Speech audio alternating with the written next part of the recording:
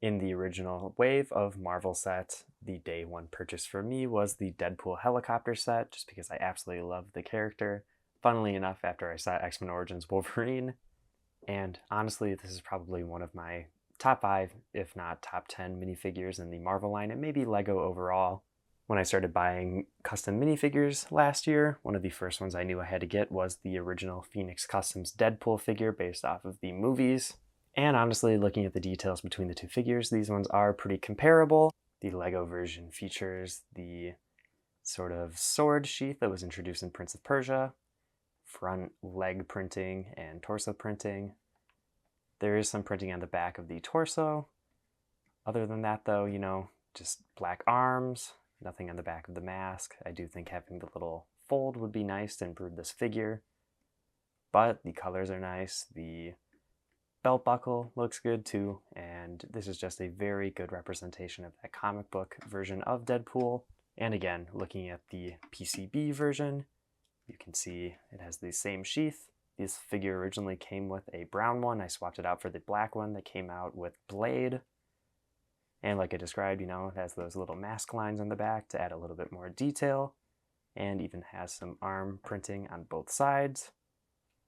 But other than that, it's still pretty simple for the most part. A little bit of extra leg printing, nothing on the sides or the backs of the legs though, and only features one head. You'll see this version is in dark red. PCB has gone on the record to say that this is a little too dark for their taste, but for me, honestly, the dark red seems a little bit more accurate to the movie, and I have a pretty good reference point for that. Being that I love the Deadpool movie so much, I got my first and only Hot Toys figure being the movie version of Deadpool. This one is based off of the second movie appearance, and you can kind of see the color differences right there. It is a little bit in between the two of them, so I can kind of see why they would go either way on it. But because I have this figure, I'm going to be able to do a very in-depth comparison with the brand new figure I'm going to be reviewing today, which is going to be the new Deadpool figure, which is a collaboration between Phoenix Customs as well as Brothers Figures. You can see it comes in a blue plastic case with the Brothers figure name right on it. It differs slightly from the clear cases that Phoenix Customs usually uses. Opening up this case is going to reveal all sorts of different plastic bags for all the different parts. You can see that they even have like a little warranty sticker, which might be a bit sketchy if you have something wrong with one of your figure parts and you open the bag. You're not going to be able to get a refund or anything. But it just never ends. There's all sorts of random parts. And of course you get that figure. At the bottom of the case, you get the pretty typical metal card that comes with all of the Phoenix Customs figures. This one's a lot heavier on the Brothers Figure branding though, just because PCP did the design, Brothers Figure made the figure. And you can see how this new card kind of compares to the older Phoenix Customs ones. It's a lot closer to the design of the Cable Cyborg figure one than the original Deadpool figure they did. And just as a quick fun comparison, here's the more cardboard card version that was with the collector figure. After getting this figure out of the little bag, my first reaction is that this figure is just so amazing. I think this is probably my most anticipated figure that I've had on pre-order. That is important information to get out there. I pre-ordered this back in October and just got it now in May. And that just kind of goes to show the length of time it takes to get some of these more expensive custom minifigures. For this one, it's been 7 months basically, but seeing all the different intricate details and small little printing, it's definitely been worth it. You can see it has the unmasked head on right now with all the weird little cancer scars that are pretty typical of Deadpool from the movie. And I really like the little eyebrow lines that they put on this. It matches Ryan Reynolds' prosthetic makeup very well. And on top of just like the details, the amount of surfaces that I'm printing on them are really great. The only parts that are missing it is the side of the torso.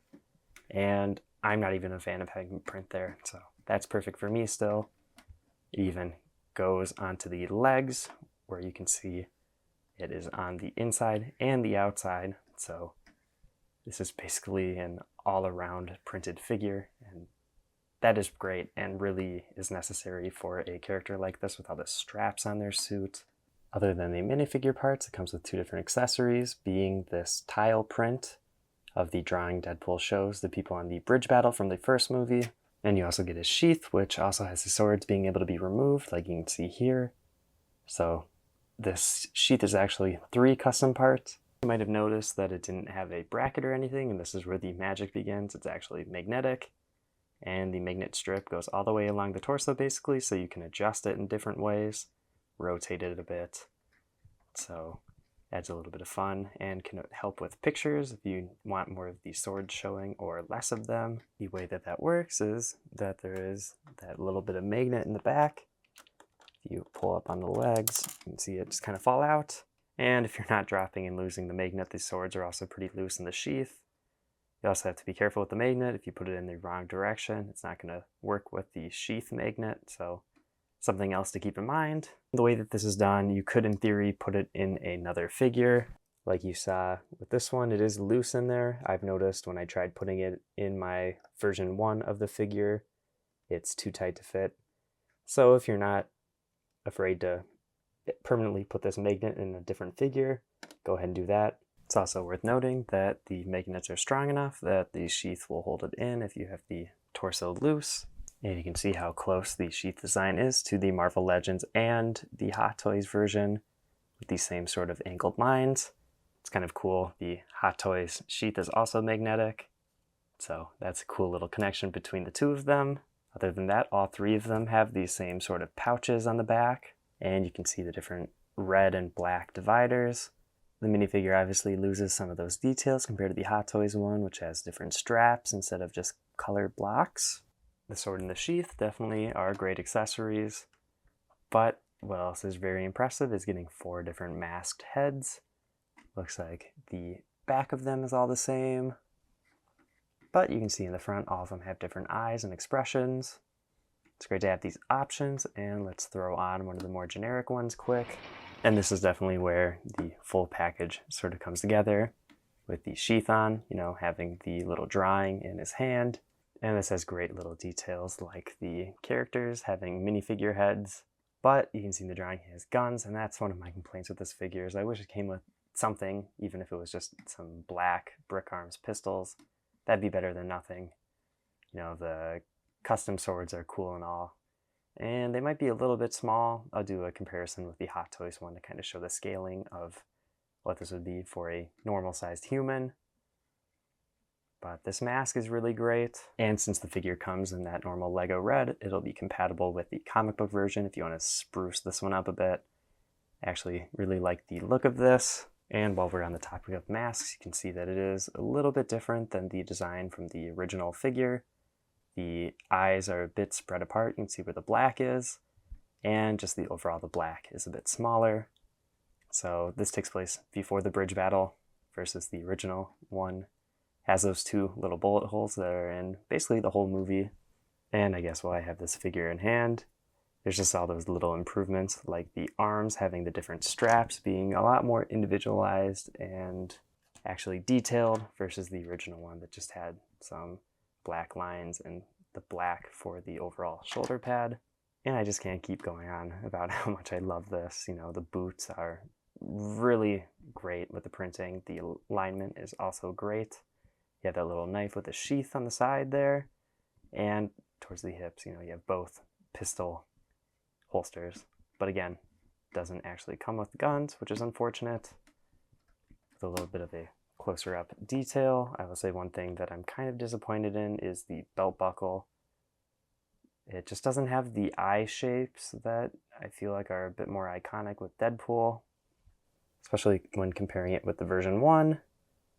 Just like this design a lot better, and maybe it's just because they ended up having this as a lot more simplified design that they could squeeze it in, but when it's smaller like that, it just, I don't know, seems a bit more generic. I wish it was a lot closer to that comic book design. And here's a quick shot with all of them with their katanas out, so you can kind of see the different sizes. And honestly, maybe the custom version isn't that far off. I think the handle size might kind of make it seem a bit goofy, but compared to everything else, it is pretty reasonably scaled. And maybe it's just that I'm so used to the actual Lego one being way too long. Other than the obvious giveaway with the printed tile, another way to tell that this minifigure version is from Deadpool 1 is looking at the gloves, where you can see that it uses black with some gray outlines versus these two action figures that have the silver, which is from the second Deadpool movie. And I'm just blown away at the level of detail on this tiny minifigure. You can see the ways that it imitates this very large replica very well. Not just the head, you can even see it on the legs. Quick taking out this gun just to even better show off that it has the holster very accurately.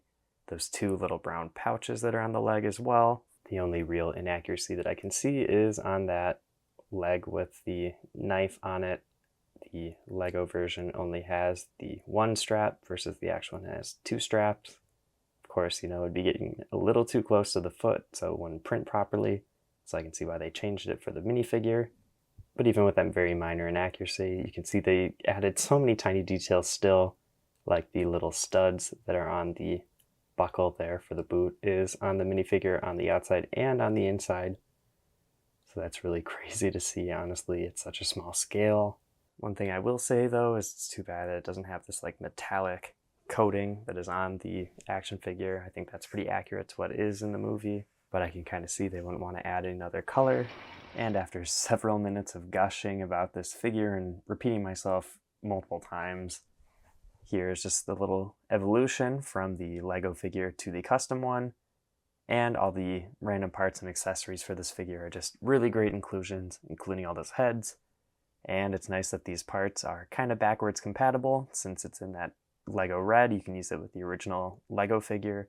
And for that unmasked head, which is honestly just really great. Lots of fine details and works perfectly on any Deadpool figure. Here it's on that older dark red version of their V1. I really have very limited amounts of complaints for this figure. My only real gripe with it is on the little face on the belt. I think the eyes are a little too subtle and they don't show up very well. And other than that, it is just little wish list things that would probably cost too much to produce, so it's probably better that they aren't added. One thing that is a bit strange is the lack of the bullet holes on the torso, but honestly, without them, it does create a little bit of nice variety from the original one. It makes them a little bit different. Other than that, it really is user error sort of stuff. Make sure you're keeping track of the magnet in the torso and that the swords aren't falling out and flapping around everywhere. You don't want them too tight because the paint might end up being scratched anyway, so it's probably a little bit better that they are looser. And I guess another thing is that the little straps on the arms don't wrap around onto the inside where the torso touches them. And it's a nice little collection to have a comic books version of Deadpool, an older version of the movie with more simplified details that fits a lot better into the Marvel Lego comics sort of figures. And, seeing this dark red one versus the red one here, you can definitely see why they think this dark red is too dark. Looking at it on the camera here, it almost looks a little brown. Above all, it's just nice to see the quick little evolution with the little bit of extra printing going on to each of these figures. And outside of just the printing being better, the way that the swords are done is way better and takes up a lot less real estate. It's going to be a lot easier to display this figure in a case of some sort just because, it ends up being a little bit thinner, with the swords really only being the width of the figure itself. Here he is with all the different Deadpool movie figures that I have, with the rest of the Deadpool 2 PCB figures and the Dragon Bricks Colossus. And it's so fun to be building out this X-Force type of team, and I'm interested to see what custom minifigure designers are going to be putting out with Deadpool 3 coming out. Domino and the Cable figures are both a little outdated, so it's not going to match entirely with the Deadpool figure, but compared to that V1 version of the figure, these definitely have a bit more detail and do lean more towards this newer version of Deadpool. And let me know, do you guys want a full sort of review on all these figures? I haven't covered them yet, and it might be fun to do that. I also have the Marvel Legend versions of Cable and Domino, and in a couple months I'll be getting the Hot Toys version of Cable, so I could do a very in-depth comparison like I did in this video. But of course, these aren't all the characters that Deadpool interacts with. So here are a couple other Marvel characters that might interact with Deadpool. Like Spider-Man, I threw on the Phoenix Customs Andrew Garfield from the first movie just because I thought these two figures are the ones in my collection that share a lot of the same details and level of printing. So those are kind of cool to see together. I also threw on the KO Customs Colossus just because, you know, Colossus was in Deadpool and Deadpool 2. I did already show the movie version of this character, but I still love this figure and it would be very fun to do something with them together. And of course, you know, I have the Jaka version of Old Man Logan here. And I'm sure, like a lot of other people, I'm very excited to see these two characters interact. And it'll be interesting to see what kind of design they do for Hugh Jackman in his last appearance. This is just a beautiful figure, and it is going to look really great in your collection, allowing anything else that you might have. And now that we're at the end of the video, I hope I was able to provide a lot of helpful information on this figure, kind of show where some of those details come from, and things to keep in mind if you do end up with this figure in your collection. If you want to see more custom Lego videos, I have all sorts of other videos on my channel. I've been Brick Ratty Up, and I'll see you in the next video.